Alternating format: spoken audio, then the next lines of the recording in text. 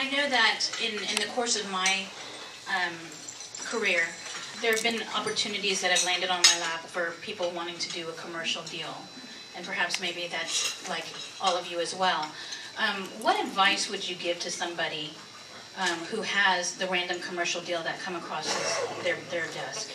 I would say if you have a random commercial deal, you're only going to do 2 or 3 of them a year, just find a really good mentor in your office or somewhere else that you can team up with and split the deal 50-50, because a lot of these deals you don't want to get into by yourself unless you know the ins and the outs of the environmental aspects and how the income streams work, and the loan process is completely different.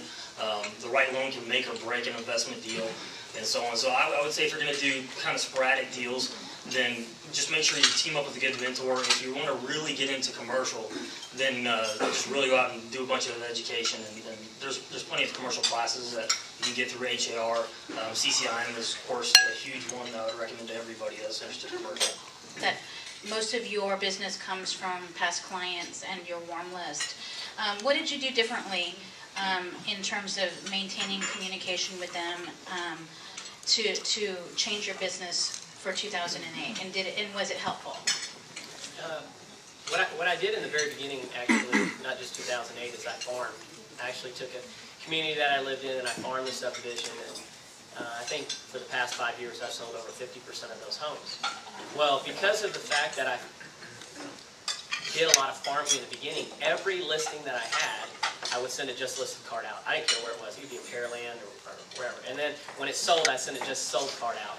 And while each listing that I had didn't produce another sale, I would say 1 out of 10 cards that I sent out, no matter where the area, produced another lead. And so I kept doing it because I felt like, well, it's paying off. It's not paying off great like my main farm was, but I was still sending my main farm out every single month.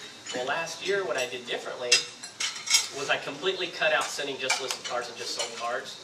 And I cut out sending monthly mailouts to my farm and instead did quarterly mailouts. And I think I knocked 60 grand a year off of my expense budget just by not sending those out. I did change my database. I went through my database and sorted it out. I got about 400 people in my database now. And they're people. Everybody in my database is somebody I can call up and they know who I am and I know who they are. If I look through my database and it's somebody I sold a house to 5 years ago, 6 years ago, and I didn't remember their name, they were out of my database. So it's really a warm database. And I send them a letter every month. And so that was really cheap because, you know, instead of $5 grand a month, I was only spending $400 a month. So I changed that aspect of the business, and my lead, after about 6 months, I started getting some really good quality leads from people that I haven't heard from in a long time, you know, and so that was a huge difference in my business. About some of the niches, you mentioned that you have a lead generation machine. Yeah. I'm a marketing major from the University of Texas at Austin. I think that's really helped me in my business. But first, I do have to go back to the image thing.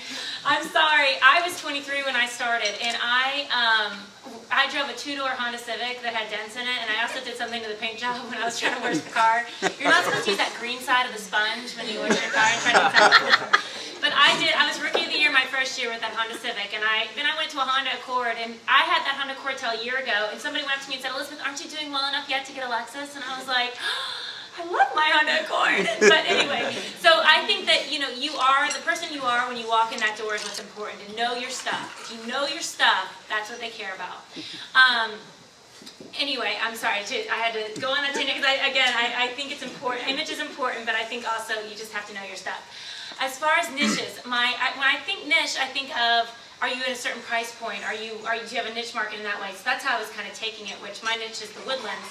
But as far as lead generation goes, I am a big believer in working your database, and I touch my database every single month. Every 21 days they get something from me. They've gotten something from me since I started. So that's never stopped. And then I do a farm, but I don't mail a farm. I actually hired a guy. I pay $106 every other week, and he walks it and puts it on their front doors. And the nice thing about that is that you have to actually walk to the trash can with that piece of paper, as opposed to when you get your mail and you're just tossing it when you're above the trash can. So they actually look at it when they're going to the trash can, I found. So that helps.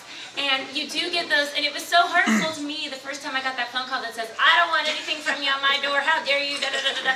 And I was really upset by it. And my husband said, you know what, Elizabeth, do you really want to work with that guy anyway? I said, you know what, no, I don't. So, you know, just be wary of that. But, so that was important. Niches are really important, and I think that right now I'm still trying to find mine. One thing that I am doing is, you know, the builders, working with that, and I'm also trying to find things that really fit my personality. I believe that it's very important to work in things that you feel very confident in. You know, you have to go in and present yourself, and you really need to figure out what it is that you like and what is going to work well for you. Because I love to sit in my office. I do not like to go out. I like to be at the office 8:30 to 5:30. That's the way I work. I do calls, I do calls, I do calls, I go on listing appointments. I don't want to be in my car.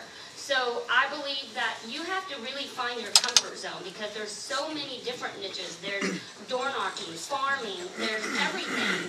And I do a little bit of everything because I'm still testing the market here in Houston, because I still don't know it as well. And so there are quite a few things that I believe that you really just need to look at. There's probably 250 different kind of niches you can get. And really finding your personality, the one that matches your personality, is strongly important. And I have to back on Mark's. The image is really important, but don't put yourself in debt in this market. That's what I'm saying. You don't have to follow.